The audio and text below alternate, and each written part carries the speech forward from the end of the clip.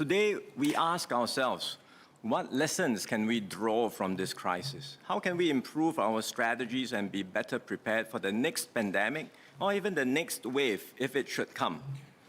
There are no straightforward answers to these questions because COVID-19 was a very complex and wicked problem on a grand scale.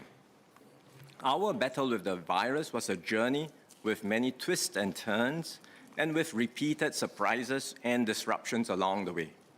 The situation was dynamic and fluid with new information and developments unfolding daily. We had to operate in the fog of war. We always saw through a glass darkly, and it was often not clear what our next course of action should be.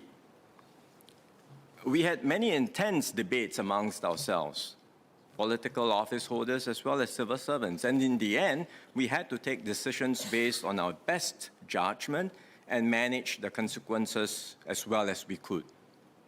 Even today, as we look back, there will be different perspectives on what had transpired or how certain aspects of the pandemic could have been differently managed.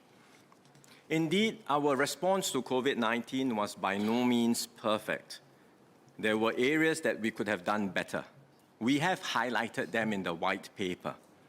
We have been forthright and transparent about this so that we can learn from our experiences. The point is not to look back and critique the past with 2020 hindsight, but to unpack how and why certain decisions were made at those points, what assumptions were held then, which considerations should have been weighed differently, and how we can do better the next time.